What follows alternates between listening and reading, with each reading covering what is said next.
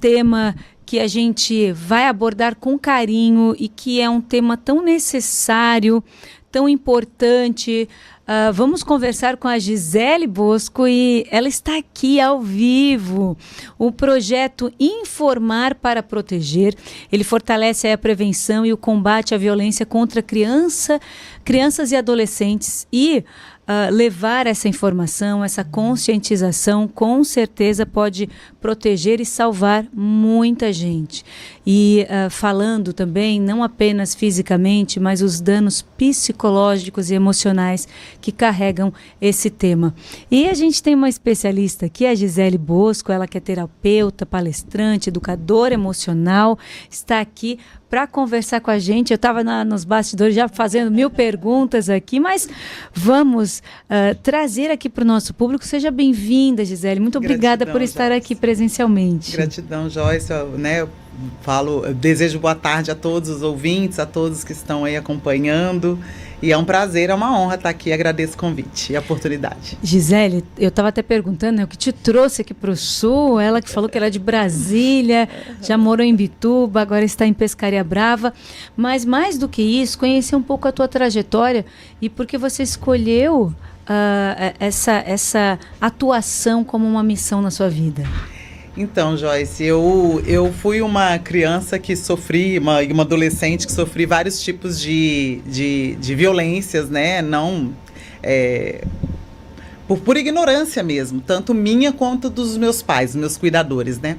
E eu sempre quis ser terapeuta, engravidei cedo, acabei deixando a profissão para depois, né? Fui ser mãe, então fui mãe meio que exclusiva por 30 anos. E depois resolvi estudar e fui trabalhar na área da terapia e atendendo pacientes. Eu comecei a me deparar com vítimas de violência doméstica e violência também, né? Todos os tipos de violência, mas também sexual, infanto-juvenil. E aí resolvi estudar sobre o tema e estudando eu vi que o trabalho principal precisa ser feito na prevenção. Porque a violência, principalmente a sexual, é uma violência que ela é muito disfarçada.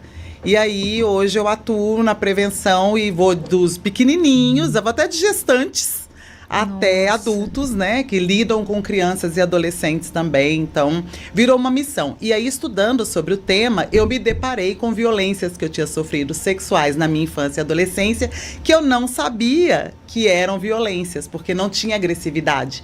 A violência sexual, infelizmente, ela também pode ser disfarçada de carinho. Então, eu fui me deparando com os meus próprios traumas, né? Fui desbloqueando a memória, porque tem muitos bloqueios. Muitas pessoas foram já vítimas de violência e não fazem ideia que foram. Só tem os sintomas, que realmente destrói a alma, né? Tem muitos transtornos que são decorrentes da violência, principalmente sexual. Mas eu não deixo de falar, de trabalhar com eles o tema da violência física, moral, psicológica, negligência, patrimonial. Tem vários tipos, obrigada. Tem vários tipos de violências, né? Então eu trabalho todas, mas a sexual eu trago uma informação mais abrangente para que eles não se enganem, porque é muito fácil ser enganado. E aí virou uma missão, porque eu transformei toda a indignação do meu passado em combustível, para poder proteger o maior número possível de crianças, tanto a ensinarem a se proteger, como ensinar os pais a protegê-las, quanto também o que fazer se já foi vítima. Porque as pessoas que foram vítimas precisam de um acompanhamento, né? Sabes que esse é um tema tão importante e a gente precisa mencionar sempre. Recentemente, a gente estava num momento entre amigas, jantando, conversando, rindo, brincando, e uma das nossas amigas abriu o coração e nos informou o que tinha acontecido com ela por 2 oportunidades e ouvir aquilo foi bem difícil. A gente estava... Foi um momento bem difícil, e aí eu levantei, eu lembro que eu levantei, eu falei assim, então eu vou te dar o abraço, porque ela falou, eu falei com a minha mãe, e ela dizia, sai de lá, não vai lá, e aí eu falei, então eu vou te dar o abraço, que a tua mãe não soube te dar agora, e o abraço que você precisa agora com a tua criança. Aí eu abracei ela, daí veio nossas amigas, a gente abraçou ela. E eu só pensei nisso, porque acolhimento. Porque eu falei, então eu quero abraçar essa menina aqui, porque era nítido de ver na voz ela contando a dor que ainda estava lá, e foi nítido de ver a dor ainda latente daquela criança. E isso é muito forte. E ela disse que até fazia, quando ela mencionou isso pra gente, fazia 2 semanas que tinha sido desbloqueada essa memória através das terapias. Então, e ela não entendia aquilo, e por muito tempo a vida dela permeou em vários caminhos que ela não entendia o processo daquilo. Só vê o sintoma, mas não sabe a causa. E aí, entendendo a causa e trabalhando todo o trauma, já alivia e muitas vezes, né, zera ali, vamos dizer, a situação. E quantos adultos, né, Gisele, e meninos e meninas, homens e mulheres passam por isso. Homens e mulheres. Infelizmente, a maior parte das vítimas são meninas, mas existe uma subnotificação, né? Por isso é tão importante a gente falar da importância da denúncia, porque o violentador, geralmente, ele não fica numa vítima só e ele não para enquanto não morre ou é paralisado pela justiça. Então, é muito importante a notificação, a denúncia, porque muitos meninos sofrem violências, mas não denunciam por causa do preconceito, de que, né, você agora gosta de homem, alguma coisa assim. E, infelizmente, também mulheres abusam, mulheres violentam, mas a maioria são homens e no ambiente familiar. As violências, todas elas ocorrem mais no ambiente familiar. Então, eu trabalho nas escolas até para trazer para as crianças a informação de que a escola é o porto seguro que elas têm para poder contar para um adulto de confiança e para que as medidas sejam tomadas tanto para paralisar o violentador como para que elas tenham um acompanhamento adequado, porque muitos acabam bloqueando se não contam e aí sofrem as consequências. Muitos casos de ideação suicida, muitos casos de transtorno de esquizofrenia ligados à violência sexual na infância e adolescência, borderline, muita gente sofrendo doenças mentais mesmo, psiquiátricas e ideação suicida, em muitos casos de suicídio, e a pessoa não faz nem ideia o porquê ela é assim. E aí vai entender, faltou a terapia lá atrás, faltou o acompanhamento lá atrás que aquela criança e aquela adolescente precisavam. E o quanto a gente precisa, né, ter esse cuidado, e você nas escolas, ali na educação infantil, como você mencionou, até para gestantes, já cuidar desse modo. E a gente vem percebendo realmente o quanto isso é precioso na vida daquela criança que está para nascer. E o quanto de prevenção a gente pode trazer nesse âmbito. Porque muitos pais, eu lembro assim que, até hoje eu atendi um caso de uma adolescente que a mãe falou, mas ele nem tocou em você. Sabe? Muitas mães e muitos pais, muitas gestantes, não sabem como proteger os seus filhos porque acham que a violência sexual, principalmente a sexual, ela é só com toque, só com violência, com agressividade, com ato consumado. E não, a violência sexual ela já deixa traumas nos níveis mais brandos. E muitos bebês, inclusive, são violentados. E muitas pessoas não fazem ideia. Então, eu gosto de trabalhar desde a gravidez, tanto a saúde mental da gestante, a inteligência emocional dela, quanto também como ela pode proteger esse bebê. Contar um pouquinho, então, de como que é essa atuação do projeto, quais os eixos que você está e quais, né, as pessoas que estão nos assistindo, nos escutando, podem levar também aí para o seu município. Sim. Eu atuo nas escolas, hoje em dia eu estou atuando mais nas escolas estaduais, né, da região de Tubarão, Imbituba, região de Laguna e Tubarão ali, né, as CREs de Laguna e Tubarão, mas também atuo nas prefeituras, estou fazendo um trabalho com a Prefeitura de Pescaria Brava, então quem tiver interesse em levar o projeto tanto para capacitação dos profissionais, tanto da educação e da saúde, como da assistência social, e também para os alunos, eu me coloco à disposição, né? Muitos dos trabalhos eu faço voluntariamente. Agora eu fechei uma parceria com uma empresa privada para fazer cartazes, para colar em cada sala de aula de cada escola, para que eles fixem as informações que estão recebendo nas palestras. E quem ainda não recebeu a palestra possa já ter acesso à informação de como se proteger, o que fazer em caso de violência, os alunos já saberem o que fazer e o que é violência, porque muitos acham que violência é só apanhar.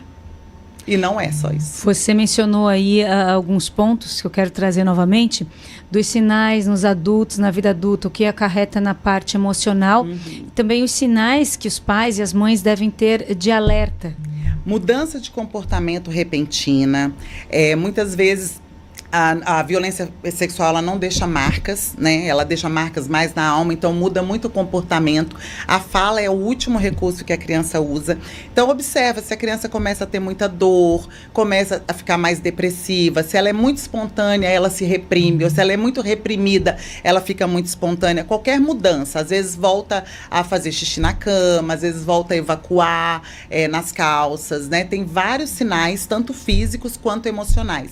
Às vezes cai o rendimento escolar, porque afeta o cognitivo, mas tem casos que até a criança, já teve casos que a criança melhorou o rendimento escolar depois de uma violência em casa, sexual, porque ela usou o estudo como uma forma de fuga. Então, assim, mudou, seja para melhor ou para pior. Mudou repentinamente o comportamento, a criança está mais emotiva ou mais agressiva, a agressividade é muito comum.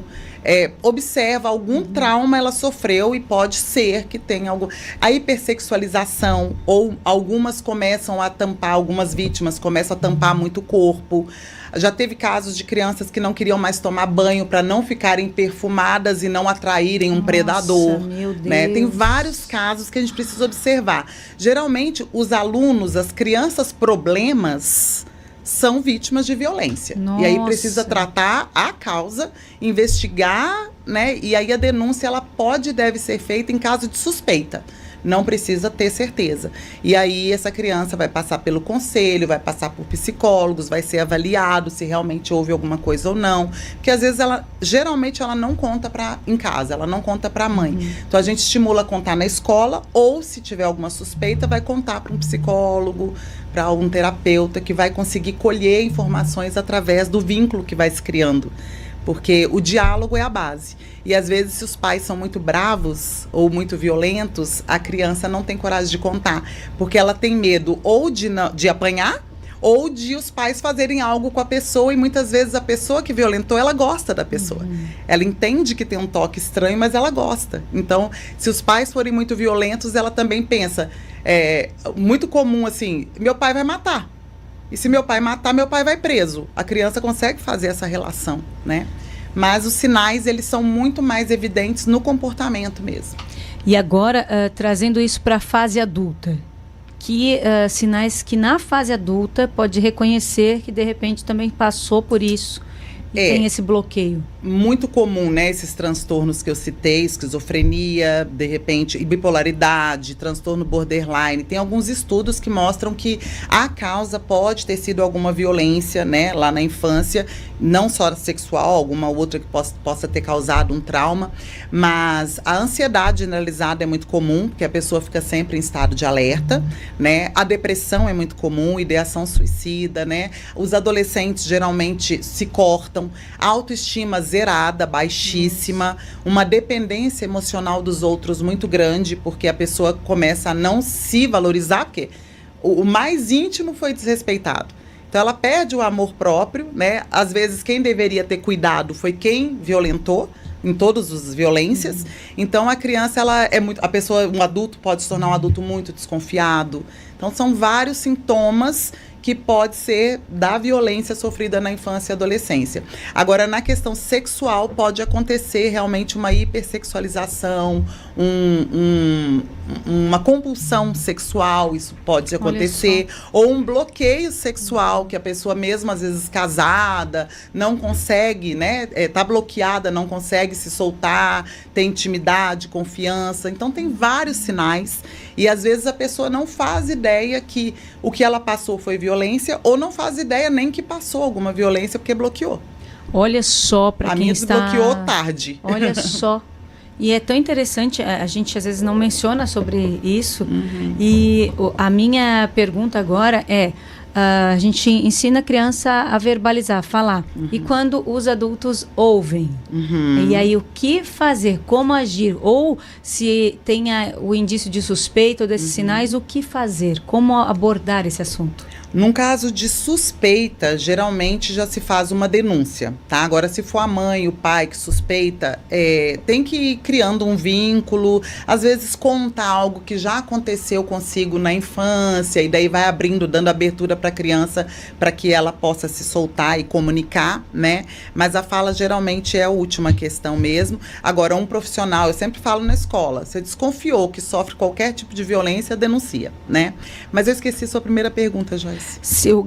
Como a gente deve abordar, né? Como a gente deve falar com essa criança. Como falar? Sim. Porque às vezes os pais querem ajudar, e às vezes fazem uma pergunta errada, Sim. ou agem de forma errada, ou não vão conseguir trazer, ou até os profissionais, os professores, trazer essa confiança para a criança se sentir à vontade de contar. E o passo pós isso, soube dessa informação, o que fazer? Soube ou desconfiou? Bom, primeiro sempre acolher, sempre acreditar, sempre dizer que a culpa não é dessa criança, desse adolescente. Falar, eu acredito em você, se a criança soltar, se a criança falar espontaneamente, ou você trouxer algum assunto que a criança abra, verbalize. Sempre acolher, nunca duvidar, nunca dizer assim, será mesmo? Você tem certeza? Não foi impressão sua? Isso confunde a criança. E também não ficar perguntando muitos detalhes, porque isso revitimiza a criança ou adolescente. Então, o ideal é, a criança verbalizou algo, fica com aquela informação, já faz a denúncia, e a denúncia pode ser feita no Disque 100, pode ser 100, pode ser por ligação ou pelo WhatsApp do Disque 100, ou vai no conselho tutelar, ou vai direto numa delegacia, faz a denúncia, ou na escola, né? A escola também tem um programa que faz a denúncia, o posto de saúde também tem o Sinan, e faz a denúncia. Fez a denúncia, o conselho tutelar vai acolher, o Ministério Público, a polícia vai entrar com a investigação. Essa denúncia pode ser feita muito tempo depois, até 38 anos de idade da vítima. Então, muitos pais, muitos adultos que já sofreram, que saibam disso, até 38 anos de idade da vítima, o abusador vai ser investigado. Olha só. Ele ainda é investigado. Passou dos 38 anos, que foi o meu caso, eu já tinha mais de 40, o nome está lá na polícia. Foi feita a denúncia, o nome da pessoa está lá. Eu não sei onde mora, só tem o nome completo. O nome está lá. Se alguma criança ou adolescente hoje, que pode sim ser vítima, porque essa pessoa não para, fizer uma denúncia, já ajuda a comprovar. Porque é o tipo de violência que não deixa marcas, muitas vezes, né? Então, a denúncia ela é fundamental, porque não denunciar protege o criminoso. Você pode proteger uma criança, a sua criança, mas o abusador vai ficar solto para cometer outros crimes com outras vítimas. Então, precisamos denunciar, porque denunciando vão ter mais políticas públicas, mais verbas, mais profissionais para atender essa demanda. Olha, é um assunto que a gente imagina, gente. Nem 10% é denunciado. E a gente sabe, né? Às vezes a gente não quer noticiar isso. E o quanto acontece diariamente. Foram mais de 500 mil de crianças e adolescentes no último ano vítimas de violência sexual, que poderiam ser prevenidas se elas soubessem quais são suas partes íntimas. Então, eu uso o semáforo do toque, eu uso uma luvinha também, que eu sempre canto, até para os adultos. Não sei se vai dar tempo aqui, já.